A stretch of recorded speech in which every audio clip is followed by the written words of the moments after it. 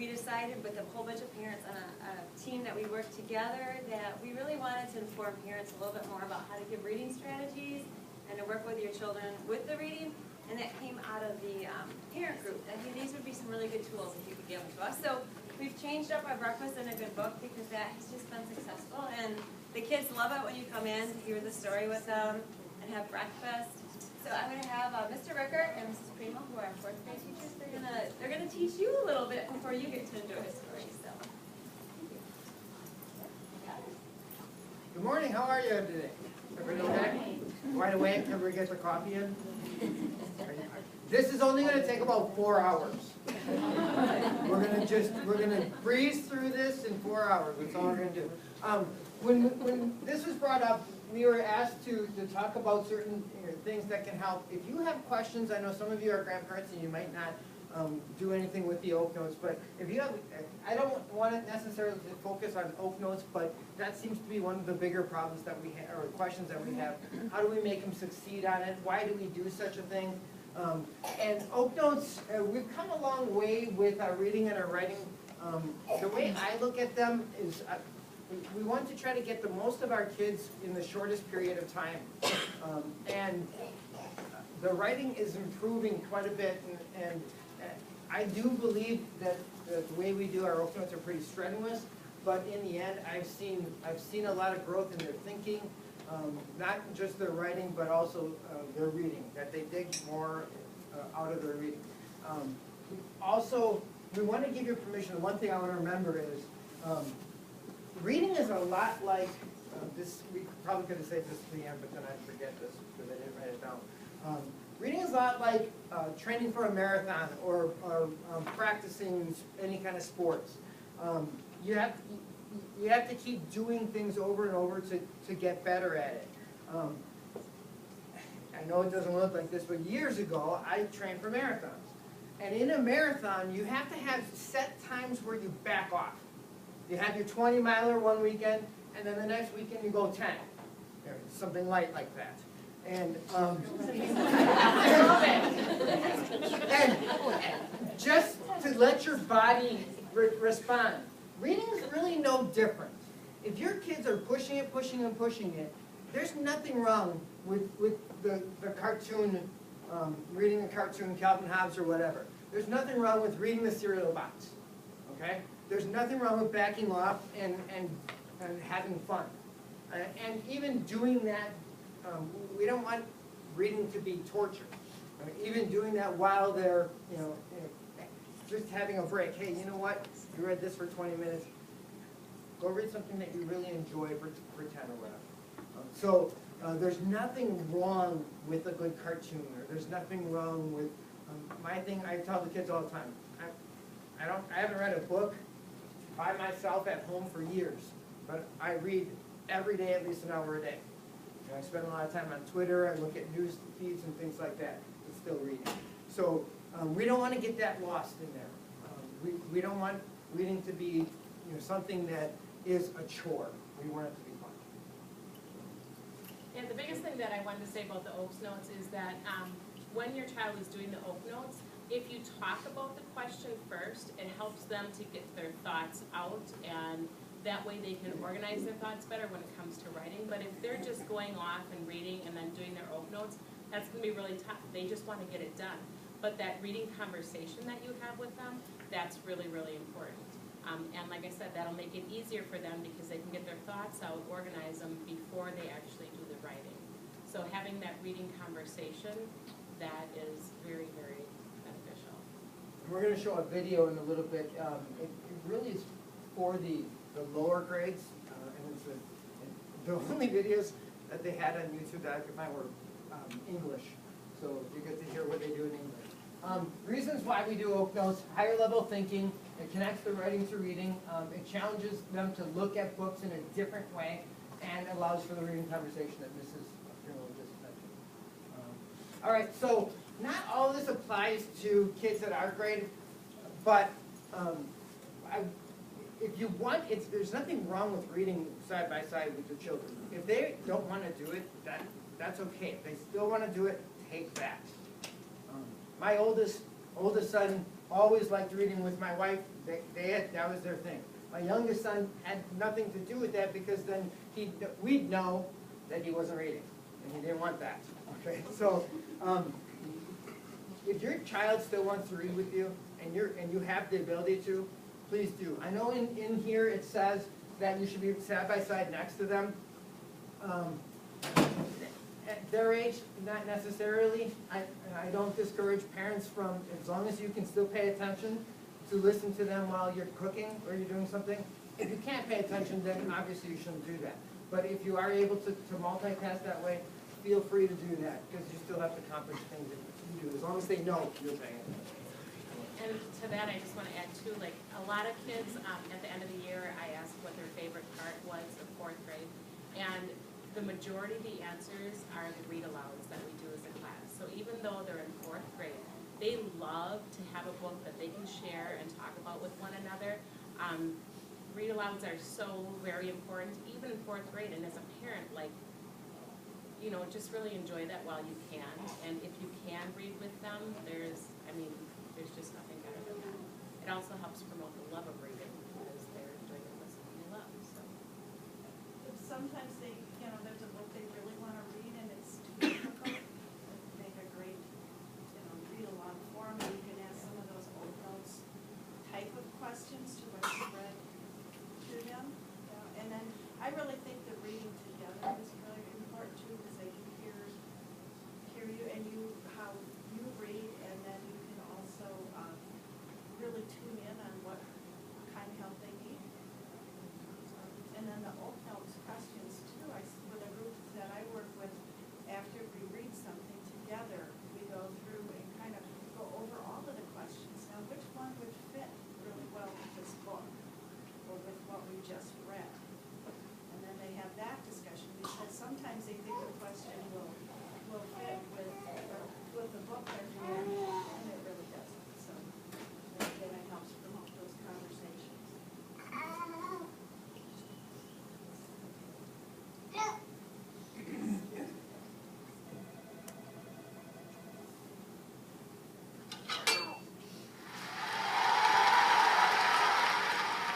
Hi, this is Jennifer Gonzalez for Cult of Pedagogy. If you have a child between kindergarten and grade 2, it's likely that that child's teacher has assigned about 10, 20, or 30 minutes of reading per night for homework. In this video, we're going to talk about what parents and other caregivers can do to make sure this homework really helps your child become a better reader. The first thing you should do is sit side by side with your child while they read. Although it's really tempting to try to get other work done, the point of this homework is to have an adult following along. When you sit side by side, you can watch the words as she reads them. This allows you to give her immediate feedback when she needs it. Number 2 is don't tell the words. To learn how to decode words on her own, a child needs lots of time to wrestle with them. If you jump in to tell her what the words are, she'll miss the learning that comes from that struggle. Sometimes all you have to do is wait quietly, giving her time to figure a word out. The snake. Good, yeah. Sits in the front of a basket and begins to play a flute. Number 3, move beyond sound it out. Just trying to sound out a word letter by letter is not the most effective way to figure out what the word is. There are tons of strategies for decoding a word. One way is to think about similar words. If she's trying to read the word rake, point out that it has a lot of the same letters as the word cake, a word she already knows. That can help her guess the right pronunciation for rake. Chunking is another strategy, breaking the word into bigger chunks rather than trying to sound out each individual letter. Finally, allow your child to use the pictures in the book to make a guess. Never cover up the pictures when your child is reading. They're important tools to help her figure out words independently. You can also try covering up part of a word to see if your child can read the other part first. Is the cobra really dancing to the music? No, it can't even hear it. Snakes have no... Oh, wait. You step on that word? Take off the end of it. Out, That's out. And then outer, out. Figures. Number 4, have your child reread some passages for fluency. If your child is merely sounding out individual words, she won't really get the meaning of a sentence. For the words to make sense together, they need to be read smoothly. So if your child takes a while to get through a particular sentence, have her go back and reread it so it makes more sense. A long time ago, sailors thought these meant that someone was going to die. Good. Now we kind of slowed down right there, so let's try to smooth the sentence out. A long time ago, Sailors thought this meant that someone was going to die. Much nicer that time. Just be careful not to overdo it. Asking your child to repeat dozens of sentences in one session will drive her crazy. A few times is enough. And if she's struggling through most of every page, it's probably not the right book for her. Choose an easier one or tell the teacher that she's struggling at this level. Number 5, allow some mistakes to go uncorrected. It's not necessary to correct every single error your child makes.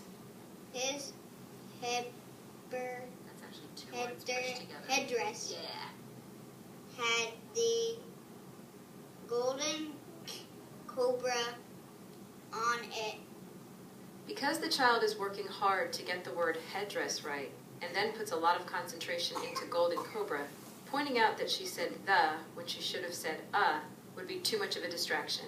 Once she gets the more difficult words down, you can be more picky about making sure she reads all the words right. Number 6, allow your child to read the same book multiple times. If she reads a book on Monday and wants to read the same one again on Tuesday, that's okay.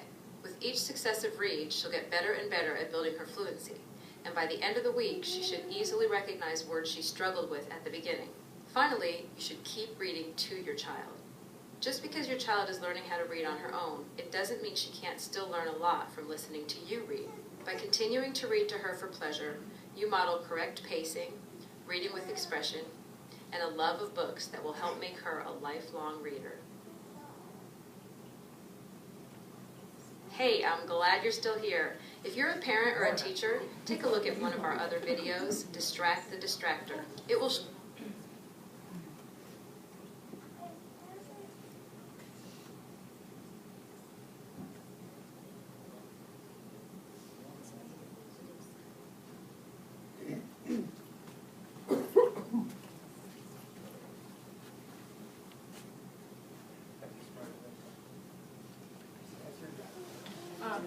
Just to back up to emphasize, as readers, we want them to be great.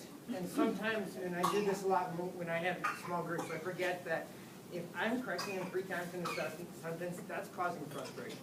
If it doesn't change the meaning of the sentence, and if they only made one mistake on the whole page, yeah, then correct that. But if they've made a couple mistakes and it doesn't change the meaning of the sentence, let it go. Just let it go. You can catch that some other time, okay? Because you don't want to, there you have a teacher bugging them, and you have probably heard many times, that's not how they taught it here. You don't know as much as we do apparently in their mind, so making it worse, we're not here to make it worse. So advice, The other thing too is they all know what level that they're supposed to read at to challenge themselves as a reader, and they should know what is their goal that they're really working on. Accuracy, fluency, they should know that after reading with us one-on-one. And like Corey said, it's okay once in a while to read a book that's beyond their level, but if they're trying to grow as a reader, they should stick with the level that we told them. And there's a way to go online to see what level the books are. That way they're really challenging themselves, but yet they're growing. It's not going to be too frustrating. So ask them what level they're at. So, all these things, they can still read by themselves. We're not asking you to have them not, they need to be independent readers as well.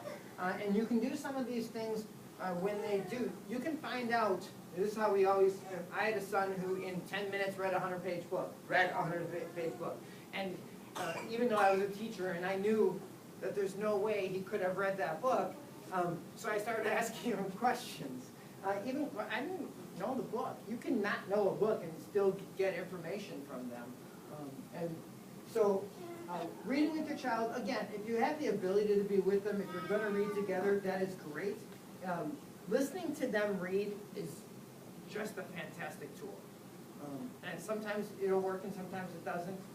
There are times where the house is hectic and you can't have them reading out loud, but when you hear how they're reading, then a lot of changes can be made.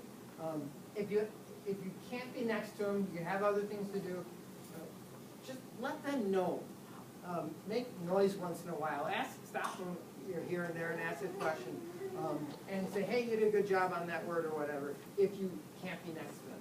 Ask clarifying questions. Sometimes they just read things over and they don't know what they're saying and they don't know what something means. So if it sounds confusing to you, it's probably confusing to them. So, hey, what do you think that meant? Stop them once in a while. They're used to that, at least in my class, they're used to that because I can't get through a page without stopping them 452 times. Okay, so you can't do it any worse than I already do it. And challenge them to dig deeper, especially into characters' feelings. Getting more information about characters instead of they look pretty, they're blonde, they like to wear blue jeans. It's how do they feel? What do they like doing? They're just like humans that way. When we get to Oak Notes, so just please make sure that all questions are answered. Each Oak Note generally has 3 or 4 questions. Do they have a strong answer? Do they have superficial? As a grader in my class, and I know Mrs. Freeman was the same way, I start out a little looser. I give them a little more credit in the beginning of the year for lighter answers, and now I'm getting into, you gotta give me more. What was a 3 or 3 plus in the beginning of the year, maybe a 2 or 2 plus now, because there are higher expectations. Do they have textual evidence? Sometimes they write textual evidence, they write the quotes from the book that has nothing to do with the answer. Ask them to make sure that they're connected. Again, I know I was a parent I've been a parent still, even though my children are no longer little. I know that I'm never going to be as good as their teacher was. I'm not asking you to create big fights. We don't want this to be longer than it has to be for you. If they're not ready to listen to your answers, just say, well, your teacher's they're going to grade it the way it is, and I might be saying I told you so, because that's the best part, okay? And complete sentences, spelling errors, proper grammar. A lot of things I'm still seeing people are, they're not using end marks and starting sentences. And those are probably the most simplest tools that we as parents and teachers can work with. And I'm guilty of this, I don't always write a lot of feedback. I want to make sure I get it off, and sometimes I don't put a lot of feedback. If you see something written by the teacher on an entry, try to incorporate that because if it's written there, it probably could be helpful on any future entries too. So if you see a teacher that one of us wrote something, talk to your child about that. Say, how can we make it better? Because remember, he said that you didn't answer this question or this or that. So those things can happen. And sometimes too, I'll circle if they didn't capitalize a proper noun. The next day, they're still reading the same book, same proper noun, still not capitalized. So point out, oh, why is this circle here? And have those discussions so that they don't keep on making those same mistakes. I think too, the one where they have to write about the character's feelings is really tough for the kids to put that into words. It's usually pretty superficial. But if you connect it to what they're doing for behavior, the zones of regulation, like what zone is that character in? Well, what are those characteristics under that zone? Like if they're in the red zone, are they, there are words that they use in class to talk about their feelings and their behavior that they can relate those to the characters, and that really helps, at least the discussion. Another one for comparing characters, a lot of times they'll say one is a girl and one is a boy. That's not what we're looking for in 4th grade. We're looking at that deeper thinking, like how, you know, besides the obvious, how else are the characters the same or different? Yeah, they have to pull out, what is the character saying during that book, how are they saying it, you know? You can tell that they're outraged about something, and if they start looking at and even sometimes what the character is thinking, that can help, you know, bring out those feelings, and more development of the character. And they don't have to do their Oak Notes in order. Sometimes one selection just isn't gonna work that day. You know, and some kids are stubborn, they wanna do it, but you know, sometimes it's just not gonna work. Any questions for you? You have us before your children come down. Anything you want to ask about anything? All right. Is this what you said, stretch time? So if you want, Yeah. you want to stand up and stretch and. Mrs. Doyle walked down to go and get the 4th grade classes, so they should be on their way. But we thought, you know what, you might need to be like kids. Like if you sit there too long, you might just fall asleep. So if you want to stand up, stretch, feel free to do that at this moment. I just want to introduce you. Right over here is Sandy O'Malley, if you haven't met her. She is a literacy coach in Title I, and she is our reading guru at the elementary. And so it's awesome for working with her.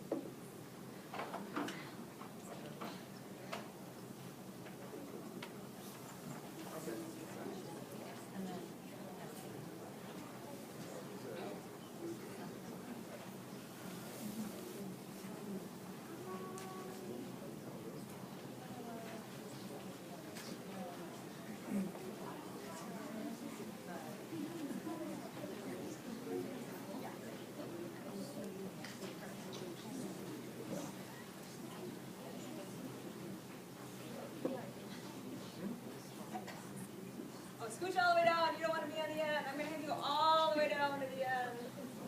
Thank you. I'm going to show you off a bit. And if everyone wants to scooch back just a little bit, if you scooch back just a tad, everyone should fit. Are you on the scooch? Mrs. Levo's kind of scary. I know, I'm really scary. So I think we can scooch back just a little bit because I want Donnie to be able to see. Awesome. Woo! Are you guys ready for today? Today is so exciting. We have our breakfast and a good walk, and